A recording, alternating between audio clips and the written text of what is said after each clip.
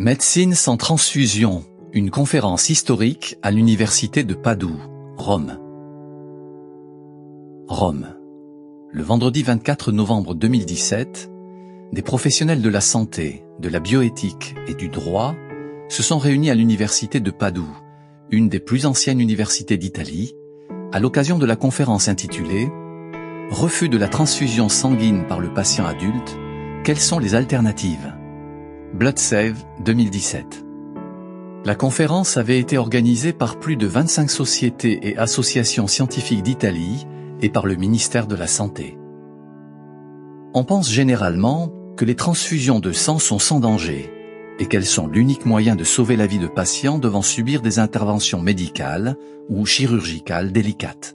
De nombreux conférenciers ont remis en question ce point de vue.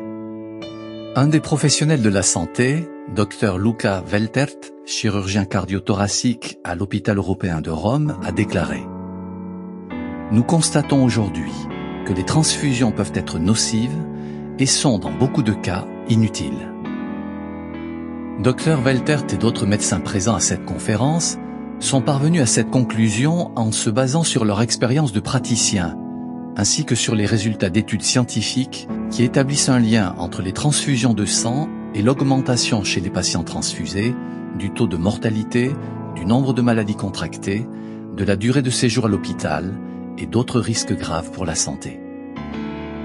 La note ajoute « Lors de la conférence, il a été fait mention, par exemple, d'une étude récente menée dans l'ouest de l'Australie et publiée dans Transfusion, une des plus grandes revues spécialisées en médecine transfusionnelle.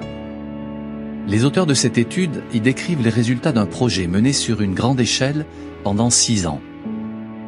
Ce projet visait à étendre le programme de gestion du sang pour le patient, GSP, à tout le système de santé du pays. L'étude analysait les données concernant 605 046 patients admis dans 4 grands hôpitaux de soins tertiaires pour adultes. Alors que cette étude était en cours, l'utilisation de produits sanguins a diminué de 41%. Sur la même période, le taux de mortalité à l'hôpital a baissé de 28%, le séjour moyen d'hospitalisation de 15%, les infections contractées à l'hôpital de 21% et le taux de crise cardiaque et d'AVC a diminué de 31%. On a observé un lien évident entre la mise en place du programme de GSP et l'amélioration de l'état de santé des patients, la réduction de l'utilisation des produits sanguins et de leur coût. Fin de la note. Compte tenu des preuves scientifiques et du coût élevé des transfusions sanguines, l'Organisation mondiale de la santé, OMS, a identifié en 2010 le besoin de mettre en place une meilleure gestion du sang pour le patient, GSP. La GSP est une approche pluridisciplinaire centrée sur la santé et la sécurité du patient. Elle vise à améliorer les résultats de la chirurgie et à réduire de façon significative le recours aux transfusions de sang. L'OMS a publié une résolution encourageant vivement les 193 États membres des Nations Unies à mettre en œuvre les stratégies de la GSP. Le professeur Stefani Avaglio, chef du service de médecine transfusionnelle à l'hôpital universitaire Sant'Andrea de Rome, a expliqué en détail les nouvelles stratégies de la GSP.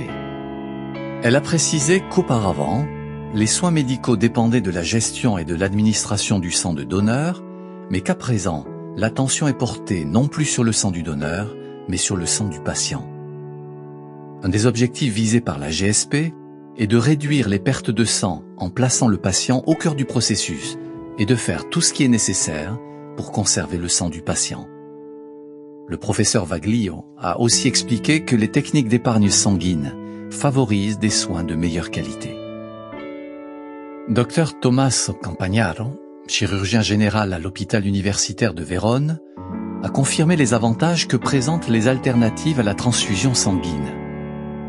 Après avoir effectué une analyse de données concernant des patients qui ont subi la plus délicate des chirurgies abdominales entre la fin des années 90 et aujourd'hui, il a conclu « Chez les patients qui n'ont pas été transfusés, on a observé moins de complications et un taux de mortalité moins élevé que chez les patients qui l'ont été. » Dr Campagnaro et plusieurs autres conférenciers ont remercié publiquement les témoins de Jéhovah d'avoir incité les médecins à développer des alternatives aux transfusions sanguines.